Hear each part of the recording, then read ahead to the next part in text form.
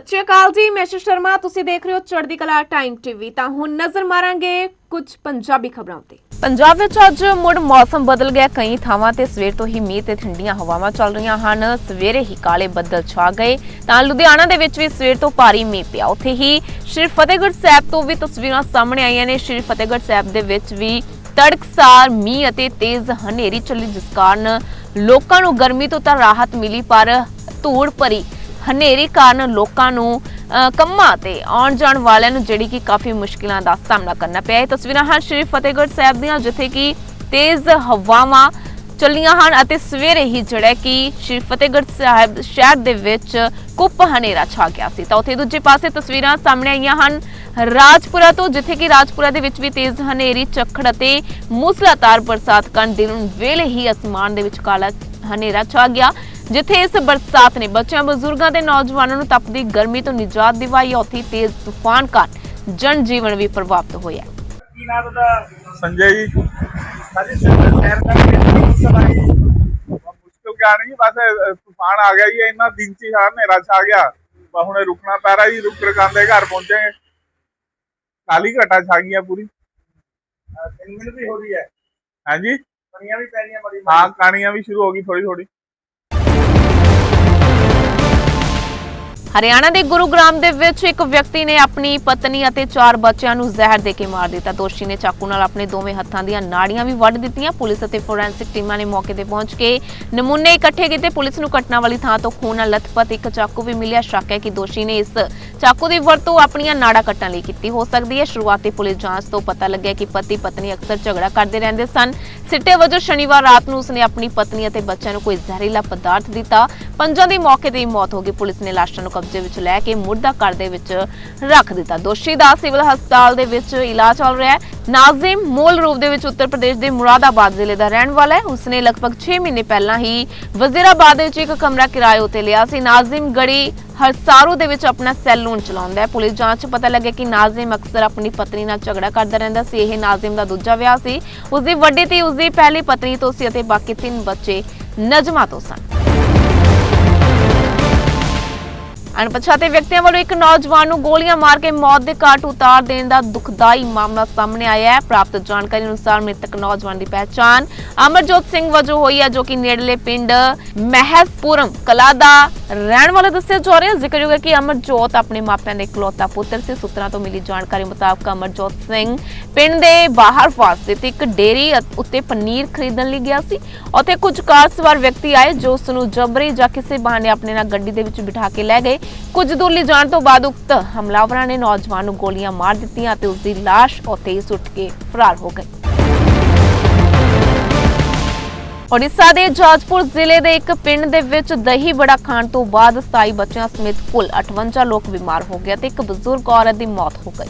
Police ਮੁਤਾਬਕ ਇਹ ਘਟਨਾ ਸ਼ੁੱਕਰਵਾਰ ਨੂੰ ਦਸ਼ਰਥਪੁਰ ਬਲਾਕ ਦੇ ਪਾਟਾਪੁਰ ਪਿੰਡ ਦੇ ਵਿੱਚ ਵਾਪਰੀ, ਜਿੱਥੇ ਲੋਕਾਂ ਨੇ ਇੱਕ ਸਥਾਨਕ ਵਿਕਰੇਤਾ ਤੋਂ ਕਟਕ ਦਹੀਂ ਬੜਾ ਖਾਧਾ। ਪੁਲਿਸ ਨੇ ਕਿਹਾ ਕਿ ਲੋਕਾਂ ਨੇ ਇਸ ਨੂੰ ਖਾਣ ਤੋਂ ਤੁਰੰਤ ਬਾਅਦ ਉਲਟੀਆਂ ਤੇ ਬੁਖਾਰ ਦੀ ਸ਼ਿਕਾਇਤ ਕੀਤੀ। ਉਹਨਾਂ ਕਿਹਾ ਕਿ ਬਿਮਾਰ ਲੋਕਾਂ ਨੂੰ ਦਸ਼ਰਥਪੁਰ ਕਮਿਊਨਿਟੀ ਹੈਲਥ ਸੈਂਟਰ ਅਤੇ ਜਾਜਪੁਰ ਜ਼ਿਲ੍ਹਾ ਹੈੱਡਕੁਆਰਟਰ ਹਸਪਤਾਲ ਦੇ ਵਿੱਚ ਭਰਤੀ ਕਰਵਾਇਆ ਗਿਆ। ਜਾਜਪੁਰ ਦੇ ਜ਼ਿਲ੍ਹਾ ਕਲੈਕਟਰ ਅੰਬਰ ਕੁਮਾਰ ਨੇ ਕਿਹਾ ਕਿ 21 ਲੋਕਾਂ ਨੂੰ ਇਲਾਜ ਤੋਂ ਬਾਅਦ ਹਸਪਤਾਲ ਤੋਂ ਛੁੱਟੀ ਦੇ ਦਿੱਤੀ ਗਈ ਹੈ। ਸਿਹਤ ਅਤੇ ਪਰਿਵਾਰ ਭਲਾਈ ਮੰਤਰੀ ਮੁਕੇਸ਼ ਮਹਾਲਿੰਗ ਨੇ ਜਾਜਪੁਰ ਦੇ ਹਸਪਤਾਲ ਦਾ ਦੌਰਾ ਕੀਤਾ ਅਤੇ ਲੋਕਾਂ ਦੀ ਸਿਹਤ ਬਾਰੇ ਪੁੱਛਿਆ। ਉਹਨਾਂ ਪੱਤਰਕਾਰਾਂ ਨੂੰ ਦੱਸਿਆ ਕਿ 27 ਬੱਚਿਆਂ ਸਮੇਤ 58 ਲੋਕਾਂ ਨੂੰ ਹਸਪਤਾਲ ਦੇ ਵਿੱਚ ਦਾਖਲ ਕਰਵਾਇਆ ਗਿਆ। ਮੁੱਢਲੀਆਂ ਰਿਪੋਰਟਾਂ ਤੋਂ ਪਤਾ ਚੱਲਦਾ ਹੈ ਕਿ ਦਹੀਂ ਬੜਾ ਖਾਣ ਕਾਰਨ ਇਹ ਹਾਦਸਾ ਵਾਪਰਿਆ।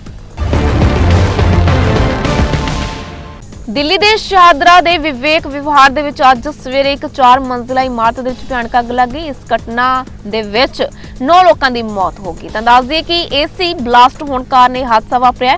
ਬਚਾਅ ਤੇ ਅੱਗ ਬੁਝਾਉਣ ਦੇ ਕਾਰਜਾਂ ਦੌਰਾਨ ਇਮਾਰਤ ਦੇ ਵਿੱਚ 10 ਤੋਂ 15 ਲੋਕਾਂ ਨੂੰ ਬਚਾਇਆ ਗਿਆ। ਇਸ ਘਟਨਾ ਵਿੱਚ 2 ਲੋਕ ਮਾਮੂਲੀ ਜ਼ਖਮੀ ਹੋਏ ਹਨ। ਉਹਨਾਂ ਨੂੰ ਇਲਾਜ ਲਈ ਗੁਰੂ ਤੇਗ ਬਹਾਦਰ ਹਸਪਤਾਲ ਲਿਜਾਇਆ ਗਿਆ। ਅੱਗ ਦੂਜੀ, ਤੀਜੀ ਅਤੇ ਚੌਥੀ ਮੰਜ਼ਿਲ ਦੇ ਫਲੈਟਾਂ ਦੇ ਵਿੱਚ ਲੱਗੀ। ਟ੍ਰੈਫਿਕ ਪੁਲਿਸ ਅਤੇ ਸਥਾਨਕ ਪੁਲਿਸ ਟੀਮਾਂ ਦੇ ਨਾਲ ਫਾਇਰ ਬ੍ਰਿਗੇਡ ਦੀਆਂ 12 ਗੱਡੀਆਂ ਮੌਕੇ ਤੇ ਮੌਜੂਦ ਸਨ। ਇੱਕ ਸਥਾਨਕ ਨਿਵਾਸੀ ਰੋਹਿਤ ਨੇ ਦੱਸਿਆ ਕਿ ਘਰ ਦੇ ਵਿੱਚ ਸਵੇਰੇ 3 ਵਜੇ ਦੇ ਕਰੀਬ ਏਸੀ ਦੇ ਵਿੱਚ ਧਮਾਕੇ ਕਾਰਨ ਅੱਗ ਲੱਗੀ।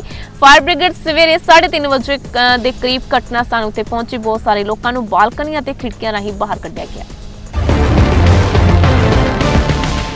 ਰਾਸ਼ਟਰੀ ਰਾਜਧਾਨੀ ਦਿੱਲੀ ਦੇ ਸਫਦਰਜੰਗ ਜੰਗ ਇਲਾਕੇ ਤੋਂ ਇੱਕ ਬੇहद ਮੰਦਭਾਗੀ ਖਬਰ ਸਾਹਮਣੇ ਆਈ ਹੈ, ਜਿੱਥੇ ਇੱਕ 35 ਸਾਲਾ ਜੱਜ ਨੇ ਆਪਣੇ ਘਰ ਦੇ ਚਪਾਲ ਲੈ ਕੇ ਖੁਦਕੁਸ਼ੀ ਕਰ ਲਈ ਹੈ। ਮ੍ਰਿਤਕ ਜੱਜ ਦੀ ਪਹਿਚਾਣ ਅਮਨ ਕੁਮਾਰ ਸ਼ਰਮਾ ਵਜੋਂ ਹੋਈ ਹੈ। ਪੁਲਿਸ ਵੱਲੋਂ ਦਿੱਤੀ ਗਈ ਜਾਣਕਾਰੀ ਅਨੁਸਾਰ ਜੱਜ ਅਮਨ ਕੁਮਾਰ ਸ਼ਰਮਾ ਦੀ ਲਾਸ਼ ਸ਼ਨੀਵਾਰ ਨੂੰ ਉਸਦੀ ਰਿਹਾਇਸ਼ ਉੱਤੇ ਫਾਹੇ ਨਾਲ ਲਟਕਦੀ ਹੋਈ ਮਿਲੀ। ਇਸ ਘਟਨਾ ਤੋਂ ਬਾਅਦ ਇਲਾਕੇ ਵਿੱਚ ਹੜਕੰਪ ਮਚ ਗਿਆ। ਦਿੱਲੀ ਪੁਲਿਸ ਨੇ ਮੌਤ ਦੀ ਪੁਸ਼ਟੀ ਕਰਦਿਆਂ ਇਸ ਮਾਮਲੇ ਨੂੰ ਖੁਦਕੁਸ਼ੀ ਵਜੋਂ ਦਰਜ ਕੀਤਾ ਹੈ। ਘਟਨਾ ਦੀ ਸੂਚਨਾ ਮਿਲਦਿਆਂ ਹੀ ਪੁਲਿਸ ਦੇ ਉੱਚ ਅਧਿਕਾਰੀ ਅਤੇ ਫੋਰੈਂਸਿਕ ਟੀਮਾਂ ਮੌਕੇ ਤੇ ਪਹੁੰਚੀਆਂ। ਹਾਲਾਂਕਿ ਅਜੇ ਤੱਕ ਮੌਕੇ ਤੋਂ ਕੋਈ ਸੁਸਾਈਡ ਨੋਟ ਮਿਲਣ ਦੀ ਸੂਚਨਾ ਨਹੀਂ ਹੈ, ਜਿਸ ਕਾਰਨ ਖੁਦਕੁਸ਼ੀ ਦੇ ਅਸਲ ਕਾਰਨਾਂ ਬਾਰੇ ਕੁਝ ਵੀ ਸਪਸ਼ਟ ਨਹੀਂ ਹੋ ਸਕਿਆ। ਪੁਲਿਸ ਵੱਲੋਂ ਮਾਮਲੇ ਦੀ ਡੂੰਘਾਈ ਨਾਲ ਜਾਂਚ ਕੀਤੀ ਜਾ ਰਹੀ ਹੈ, ਜੋ ਘਟਨਾ ਦੇ ਕ੍ਰਮ ਦਾ पता लगाया जा सके।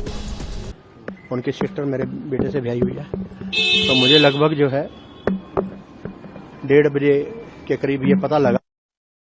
यहाँ से ग्रीन पार्क से फ़ोन गया और वो मेरा बेटा और बहू जो है वो गए हैं यहाँ पर। तो फिर मैंने अपने बेटे को फ़ोन किया तो पता लगा कि ऐसे ऐसे ये घटना घट गई है और वो सफदरजंग हॉस्पिटल लेकर गए हैं अमन। तो फिर मैं जब सफदरजंग हॉस्पिटल पहुंचा तो ऑलरेडी जो है वो डॉक्टर डिक्लेयर कर चुके थे कि अभी बॉट डेथ। उसके बाद में मैंने अपने समधी साहब से पूछा, उनकी हालत ऐसी नहीं थी, बहुत रो रहे थे, बहुत परेशान थे। उसके बाद जब वो पुलिस को उन्होंने जो बयान दिया है वहां मैं बैठा हुआ था, तो उसकी मुझे जानकारी है। उसके अनुसार, उस बयान के अनुसार जो उन्होंने दिया है पुलिस को, रात को करीब 10 बजे ये अमन शर्मा जी का फ़ोन गया अपने पिताजी को कि जी मैं बहुत ज़्यादा परेशान हूँ और मेरा तो जीना मुश्किल हो गया है। तो उन्होंने उसको ढाढ़स बंधाया, और बेटा ऐसा क्या हो गया, कोई बात मैं आता हूँ। वो रात को 10 बजे ही वहाँ से अलवर से चले और लगभग 12 बजे यहाँ पहुँचे। तो पता लगा कि भी उनकी पत्नी से उनका कुछ वो चल रहा है। वो बोले मुझे 2 महीने से बहुत हरास कर रखा है। एक्चुअली जो उनकी पत्नी है वो भी जुडिशियल ऑफिसर हैं और उनकी सिस्टर जो हैं वो IAS अधिकारी हैं और इस समय जम्मू पोस्टेड हैं। तो उनके वर्जन के अनुसार के भी उसने ये कहा, अमन ने, कि भाई उसका निधि मलिक का बहुत हस्तक्षेप है घर में और यहाँ सारा कंट्रोल गवर्न बाय उसी के द्वारा होता है। और जो है तो उन्होंने कहा कि कोई बात नहीं बेटा, अपना जैसे समझाने की कोशिश करी। तो वो बताते हैं कि बहू ने मुझे कहा कि अगर आप यहाँ से नहीं जाओगे तो मैं पुलिस बुला लूँगी, आपको बंद करा दूँगी। खैर वो रात को यहाँ रुके, सुबह उन्होंने कोशिश करी। तो फिर इनके एक चाचा हैं, पहले तो उनके माता पिता को कांटेक्ट करने की कोशिश करी, उन्होंने उनका फ़ोन ब्लॉक कर दिया। उसके बाद में जो है वो उनके एक चाचा दिल्ली में रहते हैं, युद्धवीर नाम है उनका, उनको उन्होंने कहा कि भी ऐसे ऐसे आप आइए। तो वो जब यहाँ आए तो जस्ट वो खड़े ही हुए थे तो उनको कोई मैसेज आया कि आप यहाँ से आ जाओ फौरन। तो वो एकदम निकल लिए वहाँ से। तो उन्होंने कहा रुको तो सही, सुनो तो सही। तो वो कह रहे नहीं मैं इसमें कुछ नहीं कर सकता, वो निकल गए। उसके बाद में जो है शोर शराबा होने लगा घर में। वो अलग कमरे में बैठ गए और अमन और स्वाति जो हैं वो अपने कमरे में थे। तो उसके बाद में वो कमरे में बैठे रहे। उन्होंने कहा चलो, वो उनके अनुसार स्वाति बहुत गुस्से में थी और काफ़ी तेज तेज बोल रही थी और अमन रो रहा था। तो उसके बाद में आवाज़ आनी बंद हो गई। तो वो थोड़ी देर तो वेट करते रहे। उन्होंने सोचा हो सकता है कि आपस में कोई बात हो गई हो, सुलह सफाई हो गई। तो कह रहे उसके बाद मैं जब गया तो मैंने उससे पूछा कि कहाँ है अमन। तो उसने कहा मुझे नहीं मालूम कहाँ है। तो उन्होंने कहा भाई अभी तुम लोग यहीं बैठे हुए थे तो कहाँ गया। फिर उन्होंने उसके अमन के मोबाइल पे फ़ोन किया तो उसी कमरे में जो बाथरूम था उसमें से घंटी की आवाज़ आ रही थी। तो उन्होंने वो बाथरूम का दरवाज़ा खटखटाया और उसको कहा भाई दरवाज़ा खोल, दरवाज़ा खोल। इतने में वो युद्धवीर और वो निधि मलिक जो हैं दोनों आए और स्वाति दोनों बच्चों को लेकर वो नीचे उतर गई। उन्होंने बहुत कोशिश की, घर का सारा फर्नीचर वगैरह पटका उस पर दरवाजे पे, दरवाज़ा नहीं टूटा। फिर नीचे वाले आए तो इन्होंने बताया कि एक शीशा है उसमें शाफ्ट में। तो फिर उन्होंने सीढ़ी मंगाई। वो जो लड़का यहाँ पर गार्ड है शंकर, वो उसने वो शीशा तोड़ा और वो अंदर घुसा तो देखा कि वो स्वाति की चुन्नी से उसने फांसी लगा रखी थी और उसको उतारा गया नीचे। उतार के वो फटाफट हॉस्पिटल लेके, जहाँ उन्होंने कह दिया कि वो अभी अमन जी कहाँ पर पोस्टेड थे और कितनी एज थी? 30 साल उनकी आयु थी और कड़कड़डुमा कोर्ट में थे वो। ये पारिवारिक कलह की वजह से ही आपको लगता है? अब जो मुझे पता लगा है वो ये लोग हो रहा है। ਮੁੱਖ ਮੰਤਰੀ ਭਗਵੰਤ ਮਾਨ ਵੱਲੋਂ ਸ਼ੁਰੂ ਕੀਤੀ ਗਈ ਮੁੱਖ ਮੰਤਰੀ ਤੀਰਥ ਯਾਤਰਾ ਤਹਿਤ ਹਲਕਾ ਵਿਧਾਇਕ ਉੜਮੂ ਟਾਂਡਾ ਜਸਵੀਰ ਸਿੰਘ ਰਾਜਾਕਿਲ ਅਤੇ ਉਹਨਾਂ ਦੀ ਧਰਮ ਪਤਨੀ ਰਮਨਦੀਪ ਕੌਰ ਗਿੱਲ ਦੀ ਅਗਵਾਈ ਦੇ ਵਿੱਚ ਸ੍ਰੀ ਅੰਮ੍ਰਿਤਸਰ ਸਾਹਿਬ ਦੇ ਦਰਸ਼ਨਾਂ ਲਈ ਸ਼ਰਧਾਲੂਆਂ ਦੀਆਂ 2 ਬੱਸਾਂ ਨੂੰ ਹਰੀ ਝੰਡੀ ਵਿਖਾ ਕੇ ਰਵਾਨਾ ਕੀਤਾ ਗਿਆ। ਇਹ ਬੱਸ ਸ਼ਰਧਾਲੂਆਂ ਨੂੰ ਲੈ ਕੇ ਪਵਿੱਤਰ ਸ਼ਹਿਰ ਸ੍ਰੀ ਅੰਮ੍ਰਿਤਸਰ ਸਾਹਿਬ ਅਤੇ ਇਸ ਦੇ ਆਲੇ ਦੁਆਲੇ ਦੇ ਇਤਿਹਾਸਿਕ ਧਾਰਮਿਕ ਸਥਾਨਾਂ ਦੀ ਯਾਤਰਾ ਕਰਵਾਏਗੀ। ਇਸ ਮੌਕੇ ਬੱਸ ਰਵਾਨਾ ਕਰਦਿਆਂ ਹੋਏ ਵਿਧਾਇਕ ਰਾਜਾ ਗਿੱਲ ਦੀ ਧਰਮ ਪਤਨੀ ਰਮਨਦੀਪ ਕੌਰ ਨੇ ਕਿਹਾ ਕਿ ਮੁੱਖ ਮੰਤਰੀ ਭਗਵੰਤ ਸਿੰਘ ਮਾਨ ਦੀ ਦੂਰ ਆਦੇਸ਼ੀ ਸੋਚ ਹੇਠ ਸ਼ੁਰੂ ਕੀਤੀ ਗਈ ਇਸ ਯੋਜਨਾ ਦਾ ਉਦੇਸ਼ ਸੰਗਤਾਂ ਨੂੰ ਧਾਰਮਿਕ ਸਥਾਨਾਂ ਦੇ ਦਰਸ਼ਨ ਕਰਵਾਉਣੇ ਤਾਂ ਜੋ ਸ਼ਰਧਾਲੂ ਆਪਣਾ ਜੀਵਨ ਸਫਲ ਕਰ ਸਕਣ। ਇਹ ਯਾਤਰਾ ਸ਼੍ਰੀ ਹਰਿਮੰਦਰ ਸਾਹਿਬ, ਦੁਰਗਿਆਨਾ ਮੰਦਿਰ ਅਤੇ ਭਗਵਾਨ ਵਾਲਮੀਕੀ ਤੀਰਥ ਵਰਗੇ ਪ੍ਰਮੁੱਖ ਧਾਰਮਿਕ ਸਥਾਨਾਂ ਦੇ ਦੌਰੇ ਸ਼ਾਮਲ ਹਨ। ਰਮਨਦੀਪ ਕੌਰ ਨੇ ਦੱਸਿਆ ਕਿ ਪੰਜਾਬ ਸਰਕਾਰ ਯਾਤਰਾ ਦੇ ਸਾਰੇ ਖਰਚ ਚੁੱਕ ਰਹੀ ਹੈ, ਜਿਸ ਦੇ ਵਿੱਚ ਯਾਤਰਾ ਦੌਰਾਨ ਸ਼ਰਧਾਲੂਆਂ ਨੂੰ ਮੁਫਤ ਭੋਜਨ ਅਤੇ ਆਰਾਮਦਾਇਕ ਰਿਹਾਇਸ਼ ਸ਼ਾਮਲ ਹੈ ਤਾਂ ਜੋ ਇਹ ਯਕੀਨੀ ਬਣਾਇਆ ਜਾ ਸਕੇ ਕਿ ਯਾਤਰਾ ਦੌਰਾਨ ਸ਼ਰਧਾਲੂਆਂ ਨੂੰ ਕੋਈ ਮੁਸ਼ਕਲ ਨਾ ਆਵੇ। ਖਾਲਸਾ ਵਾਹਿਗੁਰੂ ਜੀ ਕੀ ਫਤਿਹ ਜੀ। ਮੈਂ ਸਰਦਾਰ ਭਗਵੰਤ ਸਿੰਘ ਮਾਨ ਜੀ ਦਾ ਬਹੁਤ ਬਹੁਤ ਧੰਨਵਾਦ ਕਰਦੀ ਹਾਂ ਜਿਨ੍ਹਾਂ ਨੇ ਤੀਰਥ ਯਾਤਰਾ ਯੋਜਨਾ ਚਲਾਈ ਜਿਹਦਾ ਕਿ ਹਰ ਇੱਕ ਨਾਗਰਿਕ ਲਾਭ ਲੈ ਰਿਹਾ ਹੈ ਤੇ ਪ੍ਰਮਾਤਮਾ ਭਗਵੰਤ ਸਿੰਘ ਮਾਨ ਜੀ ਨੂੰ ਚੜ੍ਹਦੀਆਂ ਕਲਾਂ ਬਖਸ਼ੇ, ਉਹਨੂੰ ਤੰਦਰੁਸਤੀਆਂ ਬਖਸ਼ੇ। ਅੱਜ ਦਸ਼ਮੇਸ਼ ਨਗਰ ਦੇ ਵਾਸੀਆਂ ਦਾ ਮੈਂ ਸਾਰਿਆਂ ਦਾ ਧੰਨਵਾਦ ਕਰਨਾ ਚਾਹੁੰਦੀ ਹਾਂ ਜਿਨ੍ਹਾਂ ਨੇ ਬਹੁਤ ਜ਼ਿਆਦਾ ਸਾਥ ਦਿੱਤਾ। ਬਹੁਤ ਵੱਡੀ ਗਿਣਤੀ ਦੇ ਵਿੱਚ ਦਸ਼ਮੇਸ਼ ਨਗਰ ਤੋਂ ਸੰਗਤ ਜਾ ਰਹੀ ਹੈ ਜੀ ਸ਼੍ਰੀ ਹਰਿਮੰਦਰ ਸਾਹਿਬ। ਜਿਹੜੇ ਘਰਾਂ ਦੇ ਵਿੱਚ ਲੋਕੀ ਨਹੀਂ ਜਾ ਸਕਦੇ ਸੀ, ਪ੍ਰਮਾਤਮਾ ਨੇ ਬੜਾ ਵਧੀਆ ਉਹਨਾਂ ਨੂੰ ਸਾਧਨ ਬਖਸ਼ਿਆ ਤੇ ਬੜੇ ਹੀ ਵਧੀਆ ਉਹਨਾਂ ਨੇ ਦਰਸ਼ਨ ਮੇਲੇ ਕਰਨੇ ਹਨ ਤੇ ਮੈਂ ਸਾਰਿਆਂ ਦਾ ਬਹੁਤ ਬਹੁਤ ਧੰਨਵਾਦ ਕਰਦੀ ਹਾਂ ਜੀ। ਵਾਹਿਗੁਰੂ ਜੀ ਕਾ ਖਾਲਸਾ, ਵਾਹਿਗੁਰੂ ਜੀ ਕੀ ਫਤਿਹ। ਵਾਹਿਗੁਰੂ ਜੀ ਕਾ ਖਾਲਸਾ, ਸ਼੍ਰੀ ਵਾਹਿਗੁਰੂ ਜੀ ਕੀ ਫਤਿਹ। ਅਸੀਂ ਇਸ ਉਪਰਾਲੇ ਲਈ, ਤੀਰਥ ਯਾਤਰਾ ਲਈ ਬਹੁਤ ਹੀ ਦਿਲੋਂ ਧੰਨਵਾਦ ਕਰਦੇ ਹਾਂ ਸਰਦਾਰ ਭਗਵੰਤ ਸਿੰਘ ਮਾਨ ਜੀ ਦਾ, ਜਸਵੀਰ ਸਿੰਘ ਰਾਜਾਗਿਲ ਜੀ ਦਾ, ਪੂਰੀ ਸਮੁੱਚੀ ਟੀਮ ਆਮ ਆਦਮੀ ਪਾਰਟੀ ਦਾ। ਕਿਉਂਕਿ ਜੋ ਇਹ ਸਾਡੇ ਬਜ਼ੁਰਗ ਆ, ਇਹ ਸਾਡਾ ਰੱਬ ਆ।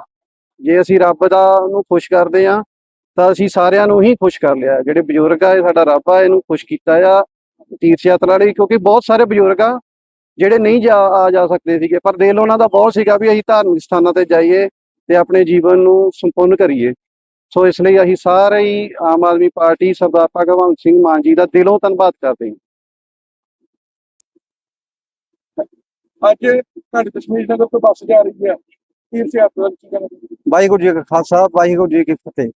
ਅਸੀਂ ਬਹੁਤ ਬਹੁਤ ਧੰਨਵਾਦੀ ਹਾਂ ਪੰਜਾਬ ਮੁੱਖ ਮੰਤਰੀ ਭਗਵੰਤ ਮਾਨ ਜੀ ਦਾ ਅਤੇ ਆਪਣੇ ਹਲਕੇ ਦੇ MLA ਜਸਵੀਰ ਸਿੰਘ ਰਾਜਾ ਜੀ ਦਾ, ਜਿਨ੍ਹਾਂ ਨੇ ਇਹ ਉਪਰਾਲਾ ਕੀਤਾ ਹੈ। ਹਾਂਜੀ, ਪਹਿਲੀਆਂ ਵੀ ਸਰਕਾਰਾਂ ਆਈਆਂ ਹਨ, ਕਿਸੇ ਨੇ ਵੀ ਕੋਈ ਇਸ ਬਾਰੇ ਨਹੀਂ ਸੋਚਿਆ ਤੇ ਆਉਣ ਵਾਲੇ ਸਮੇਂ ਵਿੱਚ ਵੀ ਅਸੀਂ ਅਰਦਾਸ ਕਰਦੇ ਹਾਂ ਕਿ ਇਹੀ ਆਮ ਪਾਰਟੀ ਦੀ ਸਰਕਾਰ ਆਏ ਅਤੇ ਇਸੇ ਤਰ੍ਹਾਂ ਇਹ ਸੇਵਾ ਚੱਲਦੀ ਰਹੇ। ਬਹੁਤ ਬਹੁਤ ਧੰਨਵਾਦ। ਖਾਲਸਾ, ਵਾਹਿਗੁਰੂ ਜੀ ਕੀ ਫਤਿਹ। ਮਿਡਲ ਈਸਟ ਜੰਗ ਕਾਰਨ ਅਸਮਾਨੀ ਚੜ੍ਹਦੀਆਂ ਤੇਲ ਦੀਆਂ ਕੀਮਤਾਂ ਨੇ ਹੁਣ ਹਵਾਈ ਸਫ਼ਰ ਤੇ ਵੀ ਅਸਰ ਦੇਖਣਾ ਸ਼ੁਰੂ ਹੋ ਗਿਆ। ਇਸੇ ਦੌਰਾਨ ਭਾਰਤ ਦੀ ਪ੍ਰਮੁੱਖ 에ਅਰਲਾਈਨ 에ਅਰ ਇੰਡੀਆ ਨੇ ਐਲਾਨ ਕੀਤਾ ਕਿ ਉਹ ਜੂਨ ਅਤੇ ਜੁਲਾਈ ਮਹੀਨੇ ਦੌਰਾਨ ਆਪਣੀ ਅੰਤਰਰਾਸ਼ਟਰੀ ਉਡਾਣਾਂ ਨੂੰ ਕਟੌਤੀ ਕਰਨ ਜਾ ਰਹੀ ਹੈ। ਤੇਲ ਦੀਆਂ ਵੱਧਦੀਆਂ ਕੀਮਤਾਂ ਤੇ ਮਿਡਲ ਈਸਟ ਦੇ ਵਿੱਚ ਅਮਰੀਕਾ ਈਰਾਨ ਦੀ ਜੰਗ ਕਾਰਨ ਹਵਾਈ ਖੇਤਰ ਉੱਤੇ ਲੱਗੀਆਂ ਪਾਬੰਦੀਆਂ ਨੇ 에ਅਰਲਾਈਨ ਦੇ ਸੰਚਾਲਨ ਨੂੰ ਬੇहद ਮਹਿੰਗਾ ਤੇ ਚੁਣੌਤੀਪੂਰਨ ਬਣਾ ਦਿੱਤਾ। ਜੰਗ ਕਾਰਨ ਏਵੀਏਸ਼ਨ ਟਰਬਾਈਨ ਫਿਊਲ ਦੀਆਂ ਕੀਮਤਾਂ ਵਿੱਚ ਭਾਰੀ ਵਾਧਾ ਹੋਇਆ। ਆਮ ਤੌਰ ਉੱਤੇ 에ਅਰਲਾਈਨ ਦੇ ਕੁੱਲ ਖਰਚੇ ਦਾ 30 ਤੋਂ 40% ਦੀ ਹਿੱਸਾ ਤੇਲ ਉੱਤੇ ਹੁੰਦਾ ਸੀ, ਜੋ ਹੁਣ ਵੱਧ ਕੇ 55 ਤੋਂ 60% ਤੱਕ ਪਹੁੰਚ ਗਿਆ। ਪੱਛਮੀ ਏਸ਼ੀਆ ਦੇ ਵਿੱਚ ਜਾਰੀ ਸੰਘਰਸ਼ ਕਾਰਨ ਕਈ ਹਵਾਈ ਰਸਤੇ ਬੰਦ ਹਨ, ਜਿਸ ਕਰਕੇ 에ਅਰ ਇੰਡੀਆ ਨੂੰ ਲੰਬੇ ਰਸਤਿਆਂ ਦੀ ਵਰਤੋਂ ਕਰਨੀ ਪੈ ਰਹੀ ਹੈ। ਇਸ ਨਾਲ ਤੇਲ ਦੀ ਖਪਤ ਅਤੇ ਸੰਚਾਲਨ ਖਰਚਾ ਦੋਵੇਂ ਵੱਧ ਗਏ ਹਨ। 에ਅਰ ਇੰਡੀਆ ਦੇ CEO ਨੇ ਕਿਹਾ ਕਿ ਮੌਜੂਦਾ ਹਾਲਾਤ ਦੇ ਵਿੱਚ ਕਈ ਅੰਤਰਰਾਸ਼ਟਰੀ ਰੂਟਾਂ ਉੱਤੇ ਉਡਾਨਾਂ ਚਲਾਉਣਾ ਹੁਣ ਫਾਇਦੇਮੰਦ ਨਹੀਂ ਰਿਹਾ। ਉਹਨਾਂ ਕਰਮਚਾਰੀਆਂ ਨੂੰ ਇਸ ਔਖੀ ਘੜੀ ਦੇ ਵਿੱਚ ਸਹਿਯੋਗ ਦੇਣ ਦੀ ਅਪੀਲ ਕੀਤੀ ਹੈ। ਅਮਰੀਕਾ ਦੇ ਰਾਸ਼ਟਰਪਤੀ ਡੋਨਾਲਡ ਟਰੰਪ ਨੇ ਕਿਹਾ ਕਿ ਉਹ ਯੁੱਧ ਖਤਮ ਕਰਨ ਸੰਬੰਧੀ ਈਰਾਨ ਦੇ ਨਵੇਂ ਪ੍ਰਸਤਾਵ ਦੀ ਸਮੀਖਿਆ ਕਰ ਰਹੇ ਹਨ, ਪਰ ਜੇਕਰ ਉਹ ਕੋਈ ਗਲਤ ਕਦਮ ਚੁੱਕਦੇ ਹਨ ਤਾਂ ਉਹਨਾਂ ਵਿਰੁੱਧ ਫੌਜੀ ਹਮਲੇ ਦੁਬਾਰਾ ਸ਼ੁਰੂ ਕੀਤੇ ਜਾ ਸਕਦੇ ਹਨ। ਪਾਮ ਬੀਚ ਤੋਂ ਮਿਆਮੀ ਜਾਂਦੇ ਸਮੇਂ ਟਰੰਪ ਨੇ ਕਿਹਾ ਕਿ ਉਹ ਯੁੱਧ ਖਤਮ ਕਰਨ ਲਈ ਈਰਾਨ ਦੇ ਨਵੇਂ ਪ੍ਰਸਤਾਵ ਦੀ ਸਮੀਖਿਆ ਕਰ ਰਹੇ ਹਨ, ਪਰ ਕਿਸੇ ਸਮਝੌਤੇ ਉੱਤੇ ਪਹੁੰਚਣ ਉੱਤੇ ਸ਼ੱਕ ਪ੍ਰਗਟ ਕੀਤਾ। ਉਹਨਾਂ ਕਿਹਾ ਕਿ ਈਰਾਨ ਨੇ ਪਿਛਲੇ 47 ਸਾਲਾਂ ਵਿੱਚ ਮਨੁੱਖਤਾ ਤੇ ਦੁਨੀਆ ਨਾਲ ਜੋ ਕੀਤਾ ਉਸ ਲਈ ਅੱਜ ਤੱਕ ਕਾਫੀ ਭੁਗਤਾਨ ਨਹੀਂ ਕੀਤਾ। ਟਰੰਪ ਨੇ ਪਾਮ ਬੀਚ ਹਵਾਈ ਅੱਡੇ ਉੱਤੇ ਗੋਲਫ ਖੇਡਣ ਅਤੇ ਆਪਣੇ ਸਥਾਨਕ ਦੰਦਾਂ ਦੇ ਡਾਕਟਰ ਨੂੰ ਮਿਲਣ ਤੋਂ ਬਾਅਦ ਕਿਹਾ ਜੇਕਰ ਉਹ ਕੁਝ ਗਲਤ ਕਰਦੇ ਹਨ ਤਾਂ ਉਹ ਬੁਰਾ ਕੀਤਾ ਜਾ ਸਕਦਾ ਉਹਨਾਂ ਖਿਲਾਫ, ਤਾਂ ਅਸੀਂ ਹਮਲਾ ਜ਼ਰੂਰ ਕਰਾਂਗੇ, ਪਰ ਅਜੇ ਅਸੀਂ ਦੇਖਾਂਗੇ। ਇੱਕ ਸੰਭਾਵਨਾ ਹੈ, ਇਹ ਜ਼ਰੂਰ ਹੋ ਸਕਦਾ ਹੈ। ਅਮਰੀਕੀ ਰਾਸ਼ਟਰਪਤੀ ਨੇ ਕਿਹਾ ਕਿ ਉਹ ਜਹਾਜ਼ ਦੇ ਵਿੱਚ ਈਰਾਨ ਦੇ ਨਵੇਂ ਪ੍ਰਸਤਾਵ ਦੀ ਸਮੀਖਿਆ ਕਰਨ ਤੋਂ ਬਾਅਦ ਮਿਆਮੀ ਦੇ ਵਿੱਚ ਮੀਡੀਆ ਨਾਲ ਗੱਲ ਕਰਨਗੇ। ਟਰੰਪ ਨੇ ਕਿਹਾ, ਮੈਂ ਇਸ ਨੂੰ ਜਹਾਜ਼ ਵਿੱਚ ਦੇਖ ਰਿਹਾ, ਮੈਂ ਤੁਹਾਨੂੰ ਇਸ ਬਾਰੇ ਬਾਅਦ ਵਿੱਚ ਦੱਸਾਂਗਾ। ਉਹਨਾਂ ਨੇ ਮੈਨੂੰ ਸਮਝੌਤੇ ਦੀ ਧਾਰਨਾ ਸਮਝਾਈ ਹੈ।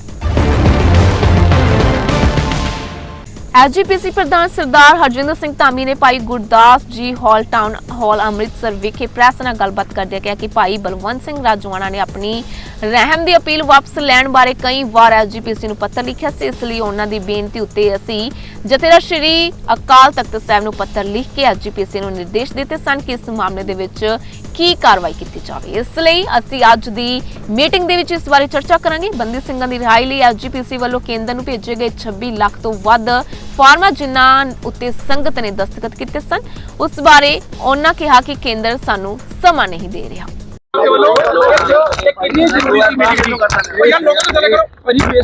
ਇਹ ਸਿੰਘ ਸਾਹਿਬ ਸਾਨੂੰ ਦੱਸਣਗੇ ਅਸੀਂ ਕਿਉਂ ਚੱਲੇ ਮੀਟਿੰਗ ਦੇ ਵਿੱਚ ਸਾਰੇ ਆਪ ਸਮੁੱਚਾ ਜਿਹੜੇ ਸਾਡੇ ਨਾਮਵਰ ਵਕੀਲ ਆ ਹੋਰ ਨਾਮਵਰ ਸ਼ਖਸੀਅਤ ਹੈ ਉਹ ਸਾਰੇ ਆਪਣੇ ਆਪਣੇ ਵਿਚਾਰ ਦੇਣਗੇ। ਉਦੋਂ ਬੈਠ ਕੇ ਜੋ ਵੀ ਮਸਲਾ ਹੋਗਾ ਉਹ ਤੁਹਾਨੂੰ ਕਨਵੇ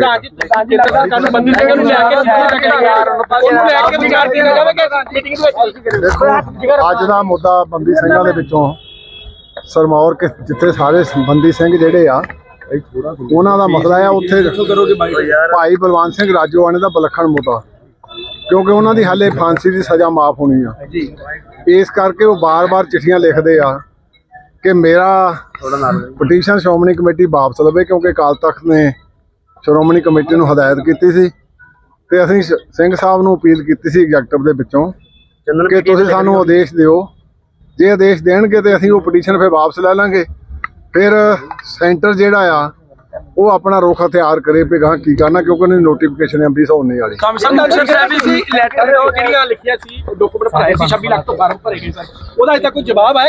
ਉਹਦਾ ਕੋਈ ਜਵਾਬ ਨਹੀਂ ਆਇਆ। ਇਹਦਾ ਸਮਾਂ ਨਹੀਂ ਮਿਲਿਆ। ਇਹ ਚਾਹੁੰਦੇ ਸੀ ਵੀ ਸਮਾਂ ਮਿਲੇ ਵੇਖ ਕੇ ਲੱਗਦਾ ਕਿ ਜਿਹੜਾ ਕਾਨੂੰਨ ਬਣਾਇਆ ਉਹ ਚ ਕੁਝ ਬਦਲਾਅ ਕਰਨ ਦੀ ਇਹ ਹੁਣ ਸਿੰਘ ਸਾਹਿਬ ਕਰਨਗੇ। ਅੰਦਰ ਮੀਟਿੰਗ ਸੱਦੀ ਆ ਉਹਨਾਂ ਨੇ।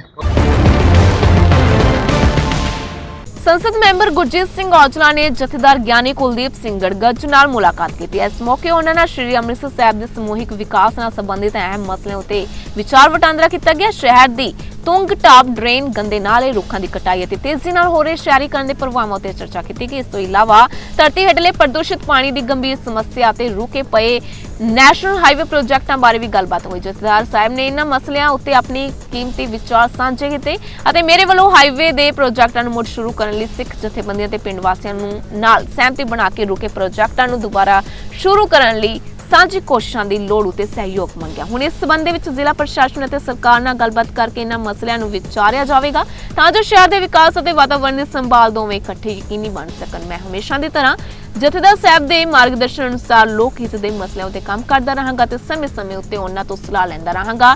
ਸਾਂਝੇ ਯਤਨਾਂ ਨਾਲ ਹੀ ਅਸੀਂ ਸ਼੍ਰੀ ਅੰਮ੍ਰਿਤਸਰ ਸਾਹਿਬ ਨੂੰ ਸੁਚੱਜਾ, ਸਾਫ਼ ਸੁਥਰਾ ਤੇ ਵਿਕਾਸ ਵਾਲਾ ਸ਼ਹਿਰ ਬਣਾ ਸਕਦੇ ਹਾਂ। ਪੰਜਾਬੀ ਖਬਰਾਂ ਦੇ ਇਸ ਬੁਲੇਟਿਨ ਦੇ ਵਿੱਚ ਫਿਲਹਾਲ ਇੰਨਾ ਹੀ। ਹੁਣ ਮੈਨੂੰ ਦਿਓ ਇਜਾਜ਼ਤ। ਧੰਨਵਾਦ।